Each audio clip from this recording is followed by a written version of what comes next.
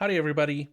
Hope you're having an amazing day. I thought I'd just take a break here and do another video. I really enjoy doing these videos. I enjoy communicating with you all and getting your comments and stuff. So please keep it coming. This day is especially interesting because I asked y'all for your solutions to Advent of Code Day 2020, Day 4 of 2017. And in particular, can you make it as performant as possible? Which is an interesting thing for me because I usually am not interested in it being performant. I mean, obviously, I want to find the right solution so it solves in a relatively fast amount of time. But I'm mostly interested in is my code readable and does it make sense if someone were to come look at it? And I'm always looking to improve that, but I feel like I do a pretty good job. So today's a little bit different. Um, and with that, let's just get into it, right? Um, let's talk about the problem first. No, yeah. So the idea is it's called high entropy passphrases, and this day's problem is essentially asking you to validate that no word in a line is there more than once, right? Every word is unique within the line. Um, so this one is valid because none of these are the same. None of these words are the same. This one is not valid because it's got AA twice in there, right? And this one is valid because, AA and AAA are not the same. Even though they can say same letters, one has two and one has three, right? So I don't want to belabor that too much. The idea is can you check to see if every word in your line is unique? And then it wants you to return um, all the count of the lines that are all unique, and they use passphrases for their thing, right? They're saying it's a passphrase. Um, so that's not too hard. You can think about it as like basically just going through the list and saying, have I seen this word before? And if you have, it's not valid. And if you get to the end, then you know that it is valid and you add that to your count. Part two adds a little bit of complexity because it says not only it's not just that the two words are the same, but that the two words are anagrams, and that's what you want to look for in the list. And so, what does that mean? Well, an anagram is really just saying at a high level, uh, um, do the words use the same set of letters? Is maybe the way to think about it. So, in the example right here is a good case of this is A B C D E and E C D A B are different, words, but they use the same set of letters, namely A B C D and E, with the same count of letters in those. And so they do overlap in this case. And so this line would now be invalid, whereas in part one, it is valid. And that's really just the difference between part one and part two. So again, the solution's not too tough, and maybe we can actually go look at my naive solution really quick. I call it P1 simple and P2 simple.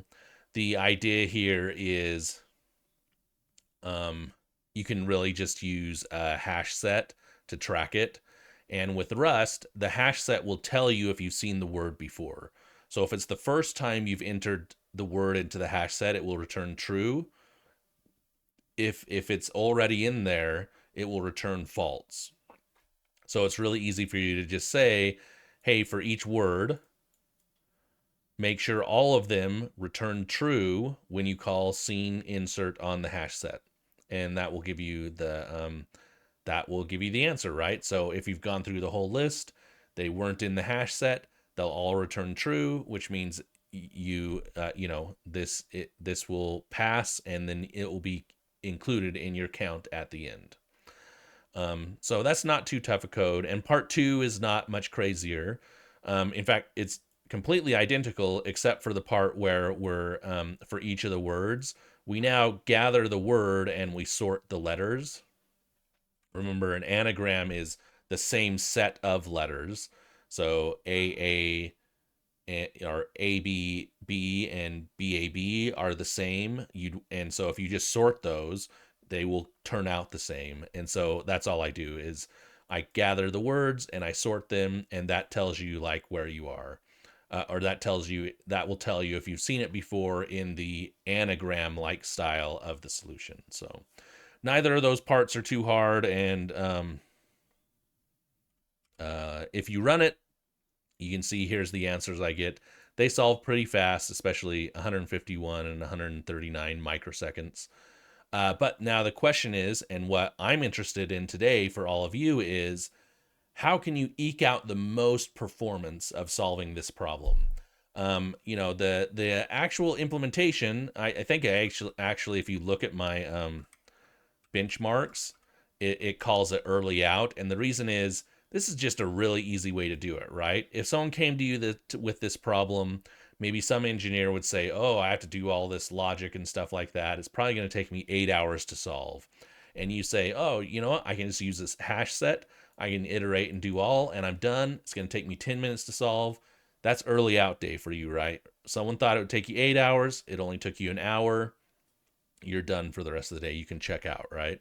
I don't actually do that, but these are the simple solutions, and I think they work, and I think they're cool. And if you solved, I mean, I solved them this way. That is a totally acceptable way to solve the problem, is to like use tools that use the tools that are available to you, to the language, to your benefit, and then just be done with it, right? So these are really simple solutions. They aren't the most performant though, and that's what I'm interested in talking about today, right?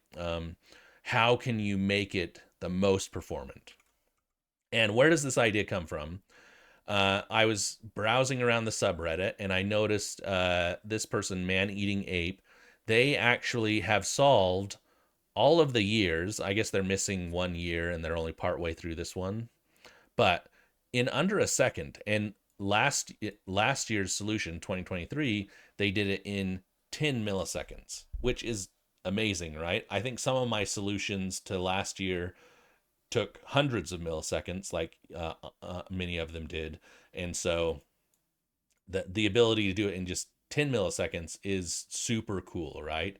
So this is where the idea come from. People are really interested in this, and if you're interested in this, it's kind of a fun thing to do, and I found it fun to reason about what is Rust doing, how can I make improvements in Rust, and how can I make things faster. And so that's kind of what I want to talk about today, and look at some of your solutions and compare them to mine, and especially compare them to Maneatingape's solution. So I think we were doing this one, high entropy pass phrase. They marked theirs as 94 in total. We'll go look at their solutions. I think that's about on par with what I got in the thing, but we'll compare apples to apples. I'll do the benchmarking and stuff so you can see it. So with that, though, let's kind of talk about what my first, or what is often the case with everyone saying, "Oh, I can just solve this myself. I can be faster than Rust's iterators." Like, you might say that to yourself. I'm calling this input lines, and I'm calling this line split white space. I don't know what's happening under the hood. Maybe I can do it faster if I make my code look like C code. That would be, maybe that's the easiest way to say it is. And this happens a lot, is a lot of people say, maybe I just make my code look like C code. They'll do it in Python and other languages. I've seen it in Go as well. If I just make my solution look like C code, it will be faster. And often that's not the case, and it's not more readable. And this is a perfect example of it. So I tried to make mine look like quote unquote C code. So you can see I turned my string into bytes, and then I'm literally going through the whole string. And I won't go into too many of the details, but essentially I'm looking for word boundaries. And then when I get them, I'm trying to insert them into my hash set. And then once I've got to the end of the line, if I've gotten to that, if I've successfully inserted them each time, then I can increment my total. Otherwise, I move on to the next line, right? So it's a lot of, like, you can think about it as like, you're essentially using this I to get you through the whole string. And if you ran this in C, it's probably actually, the C equivalent. It'd be pretty fast, right?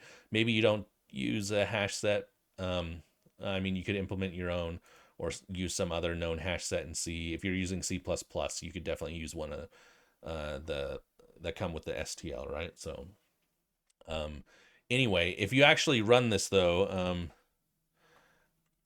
it's not much faster than the solution, right? So here's my early out. I call it early out, but it's the simple one. You can see it takes 138. If I do the P1 self iter, it takes 137. You don't really net much by doing this, right? It doesn't help you. And you can see the variance is 54 milliseconds here and 32 here. So they're well within essentially you're not gaining anything by doing it this way.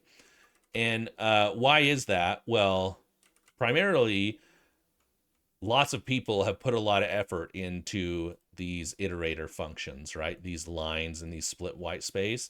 And so they've done a good job of helping the compiler give it hints so it knows, what values should be in cache versus memory, what values, should be like quote unquote hot and be like ready and present to like solve the problem the fastest. It is going to be harder for it to figure that out in this case. Maybe not impossible. You can see I got about the similar time, but there's some initially you think like, oh, I'm probably doing two passes, right? Like this is going to find each line ending, and this is going to find each word boundary. But again, and so you think like, oh, I'm doing two multiple iterations over these strings. That can be complex. Um, it turns out that it does a really good job of figuring that stuff out for you, and it's not that much faster. In fact, you could argue that it's not faster in many cases. And I think I have, yeah, I was looking at it right here, like looking at the what assembly is produced by it, and you actually will notice like if you look at the assembly of my outputted code, it only does a bounds check on this one labeled function, and this bounds check only happens oops within my code block right here, right? So the using these iters removes the need for a bounds check and stuff like that.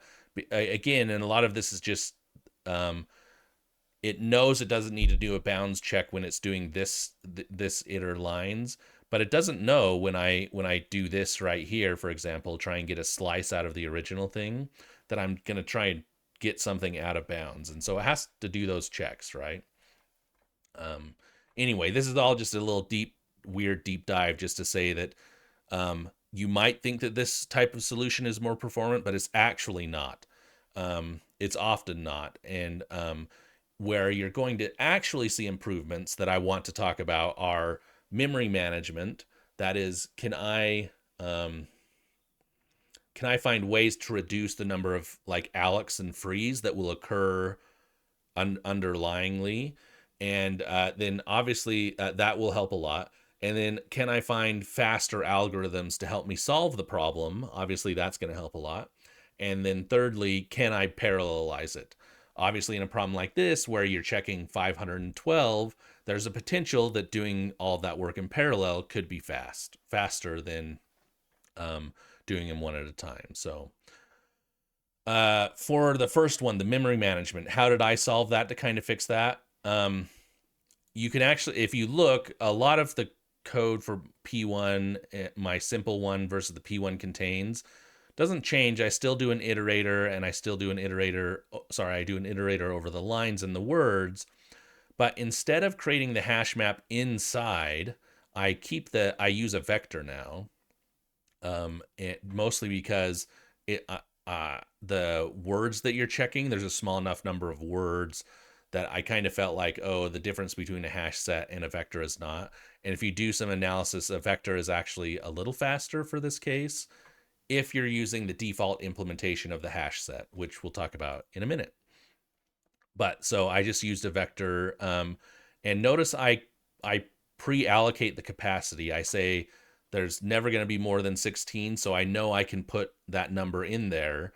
There's never going to be more than 16 words in a line. I did that analysis, and so I think it was 11 was the number.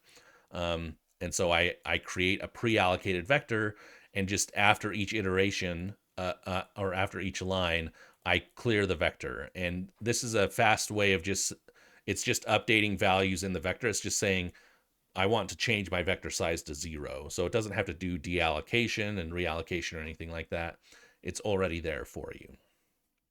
So that speeds it up quite a bit. And then obviously, so maybe just to highlight the changes again, I'm using a vector now and I'm doing it outside. I'm allocating it outside of the loop. And then I am just clearing it when I'm done with it. Otherwise, the logic is largely the same. I'm just checking, is the word in the vector? And if it is, then I know I'm done with this thing. I actually think there's a bug there. I think I have to do a clear right here too. That's odd. It didn't catch that.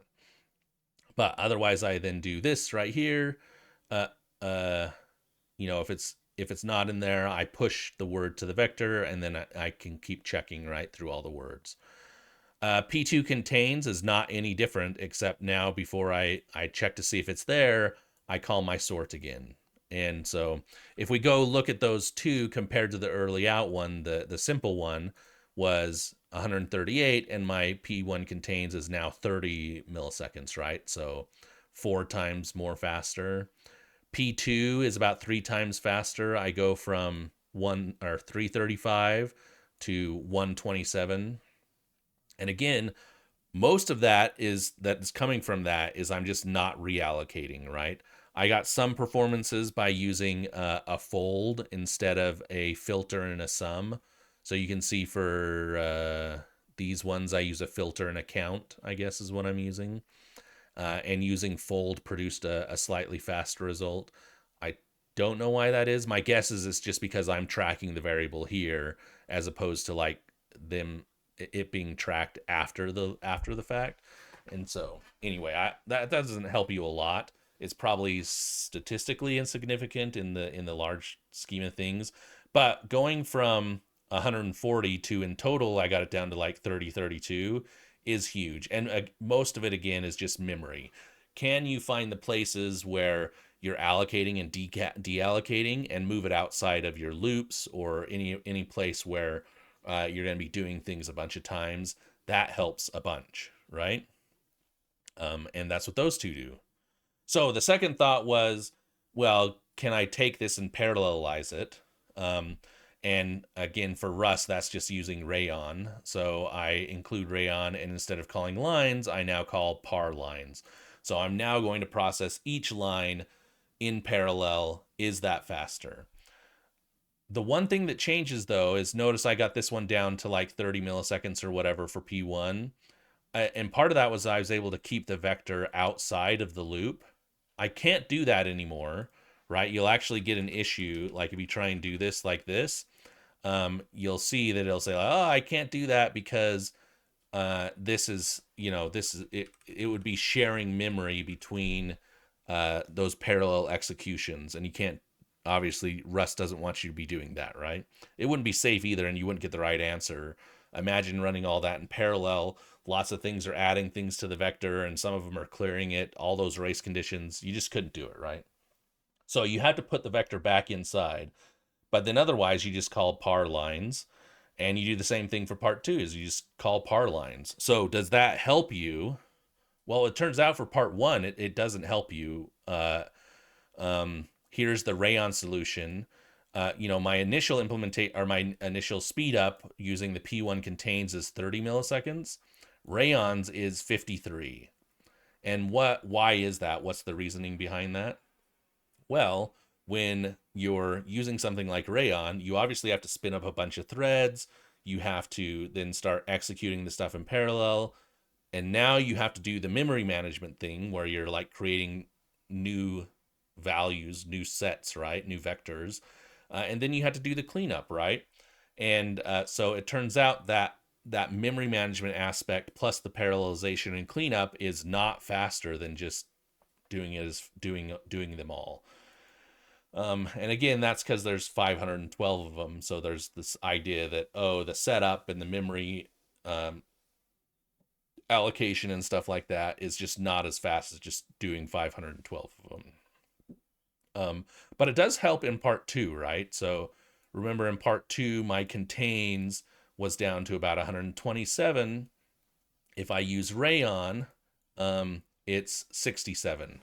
And so that definitely helps, right? That's a sign that obviously the algorithm is a little bit tougher because you're doing the sorting and you're doing the stuff like that. And so it is faster. It does make it faster. That rayon implementation helps you, right? So again, we talked about the two. One is memory, and then one is parallelization. And so for part one, definitely the memory thing helped, and it definitely helped for part two, right? You got a 3 times speed up, at least for my solutions. Thinking about where to place things in memory and doing pre-allocations if you can helps a lot. And then parallelization, that helped for part two, definitely, but doing the analysis, it didn't help for part one. And, you know, these are things I always talk, at least at work, about premature optimization. You want your code to be readable, right? So, especially when I'm like presenting code in these videos, I think a lot about readability. But maybe, you know, so just focus on that first. But when if you're interested in solving these problems or doing these things, those are two different places that you can definitely look at to help improve your code. And then the third one I want to look at is just finding better algorithms or better tools. And that's what the two solutions that I want to highlight. The one from Maneatingape, and then the next one is from Gordon 508. And so what is Maneatingape's solution to this problem? They actually, if you look at it, it looks almost identical to my P1 simple solution, but theirs is substantially faster. And why is theirs faster? Well, you notice they use a with capacity, so they've taken it out of the loop, but they also use their own implementation of the hashing algorithm. Uh, uh, uh, uh, or the the hashing algorithm that they're going to use for their hash set.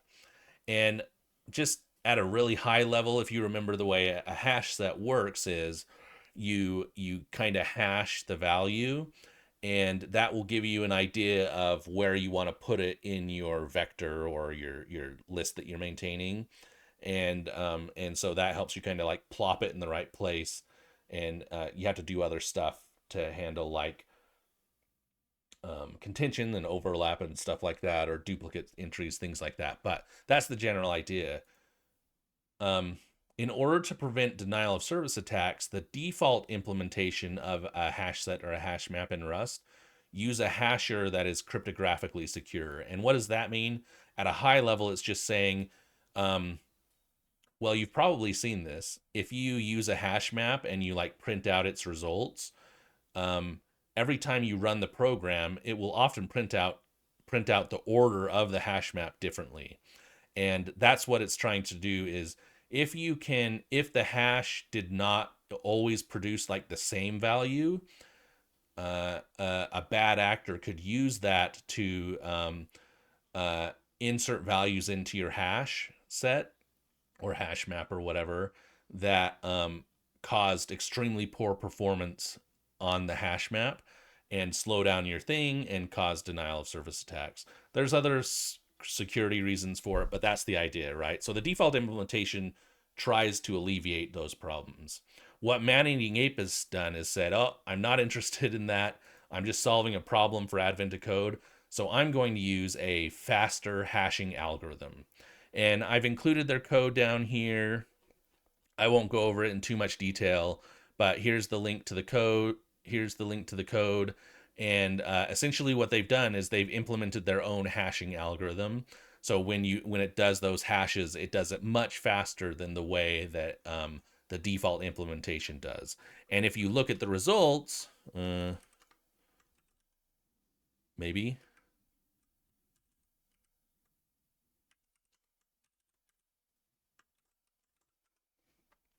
It'll take a second to run. You'll see that their implementation, again, it's the same as my P1 simple or my P1 early out. It's the same thing, but mine runs in one at 147. Theirs runs in like 38, right? So just substantially faster and well within the variance of like mine, right? So essentially the same time as mine is what they're running in. Did I say 38? 32 it looks like, right? So well within like the idea of I'm running it in. We can run this multiple times just so you can see it, but they're doing it way faster. And again, a lot of that is allocation, and a lot of it is using that faster hashing algorithm to get you to a faster solution. Um, oops, what did I do there? Da, da, da. It's funny how hard it is to to type in, do your key binding when someone is watching you. I find that hilarious. I feel like I'm much better when I'm just programming on my own. Okay, so what is the next solution? And again, these two what I feel like fall under, obviously they did some stuff to do memory management stuff, right? Like move the hash outside of the loop to speed up the performance. But the other thing is finding cool algorithms, right? And so this one was Maneatingape's was, can I use my own hasher that's faster? And that speeds up performance.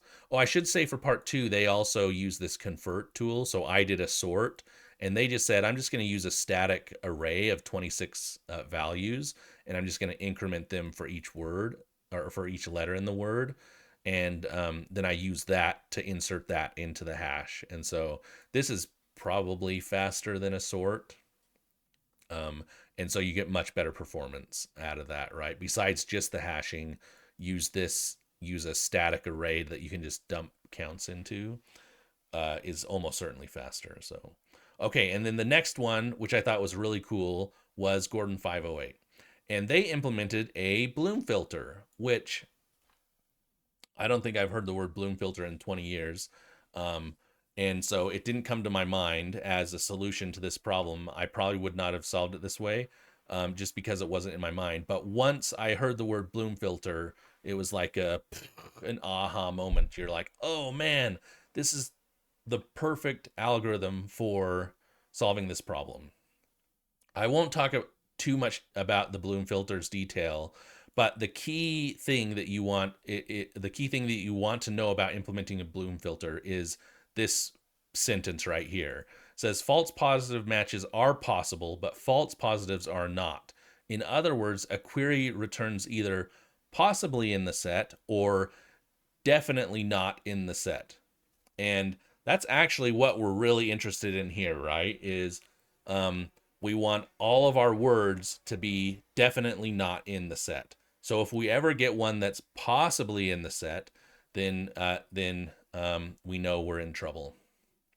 Um, and again, I won't go into too many of the details, but if the way it works is you actually have a series of different hash functions that you run excuse me, on the word, or parts of the word, I should say, that turn on bits of an array. Or you could use a bit set. I guess I didn't look too much into the details, but they may have, Gordon 508 may have used a bit set. And the idea is you're kind of like turning on those bits. And then it's really easy to ask if that word has ever been in there because all of the bits will have been turned on, right? If you ever find one where the bit is not turned on, then you know it's definitely not been in the list because no word has ever produced that bit, has ever flipped on that bit, so it can't be in there. Um, and so that was Maneatingape's solution. Again, I put their code in down here at the bottom of it, but also a link to their original solution. So you're welcome to look at that if you want and see how they implemented a bloom filter. I actually think they do it different for part one and part two. Um,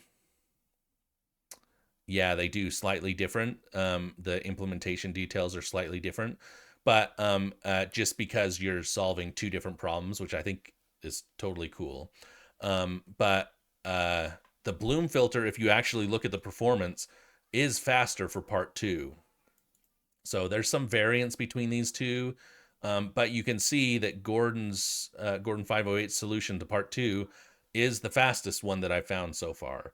And it consistently performs better, right? Again, I'm doing these benchmarkings, which is doing a best guess estimation, but I'm recording and CPU stuff is going on. Who knows what the CPU is doing at the time? And so they're not always perfect, but on average, Gordon's is performing better than any of the other solutions that we see for part two. So that falls under, can I find a better algorithm? And Gordon has actually also done a lot of this. Gordon 508 has done a lot of the same things um, in their implementations, right? Like keep the bloom filter outside of the loop and, just clear it and reuse it between each iteration. So they've done that same thing to speed things up. Obviously, that helps a lot. Um, and to come up with a good solution. So, one last thing I want to talk about, and then we'll just kind of go over a high level overview. If you're looking to benchmark your Rust code, there's some really cool tools like Criterion that can be used. If you're okay with using nightly, Rust has been working on a benchmarking feature. So, if you create a rust toolchain.toml file and you just tell it, I want to use the nightly channel for my compiling, um, it'll set up your environment so that it builds from the nightly. You can also, if you haven't done that before, you haven't installed nightly, go to the Rust documentation. They'll tell you how to do it. But once you've got the nightly set up, there's other ways to do it, I guess I should say too. Once you've got it all set up, you can add this feature for test. And basically this is just saying, I want to use this test feature in the nightly that's not available in stable. And then you can use this in your testing. You can use this bencher tool to do benchmarks, and you just add this benchmark or this bench tag to your function, and you pass a bencher, or your function definition should include that bencher, and then you just call biter on the function you want to run.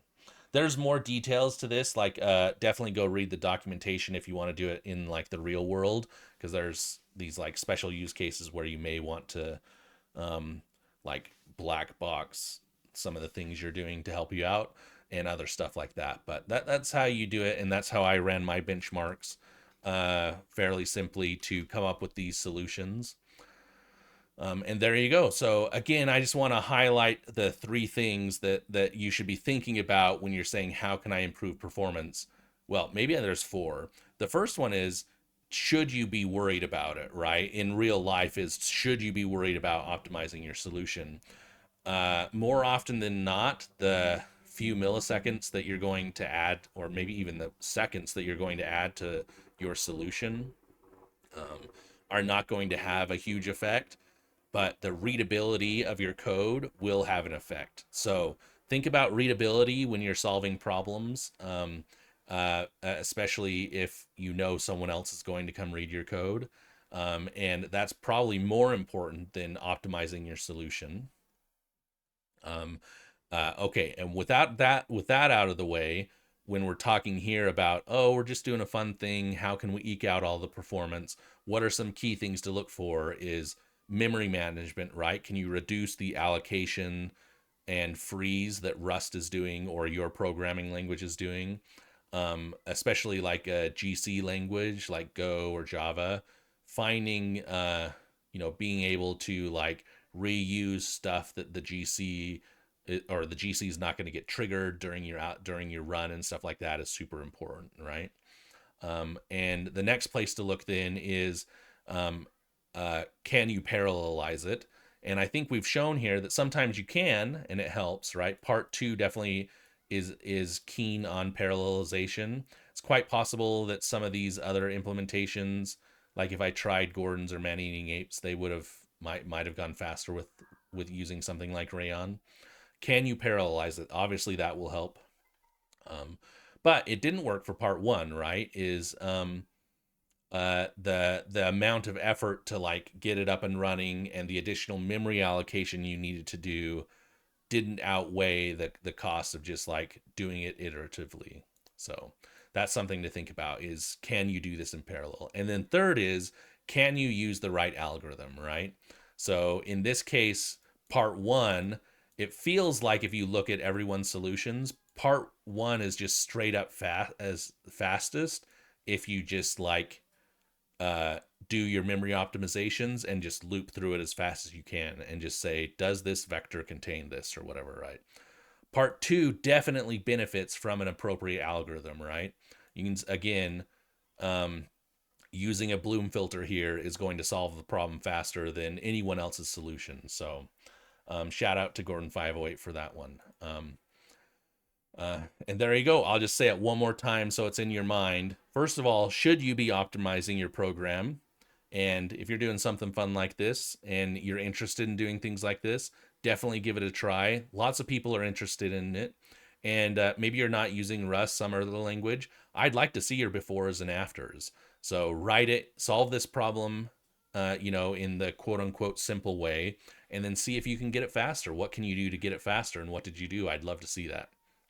Um, and so the questions, though, the things that you should be kind of keeping in your mind are there memory management things that I can do, right? Can I reduce the number of allocs and frees? Is there a way for me to parallelize the work? Obviously, that's going to help you. And then third is there a better algorithm, right? That's always a cool thing that will help you out, is can I find a better algorithm? So keep those in mind. And there you go. So I think the next video, we're going to be solving a few leak code problems. I'll send out a post for them of the ones that we want to solve. But they all kind of fall under a technique or an algorithm that we'll talk about, that I just wanted to highlight. It's actually, when I first was solving these problems, it was like, oh, do you know what? It would be cool to make a video about this, and it's what got me into it. And so I finally want to get to that now after doing some of this stuff. Anyway, so we'll talk to y'all later. Have a great day.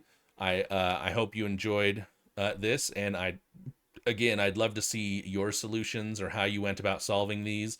Is there anything I could have done better? I'd love to hear it. And with that, I'll say see you later.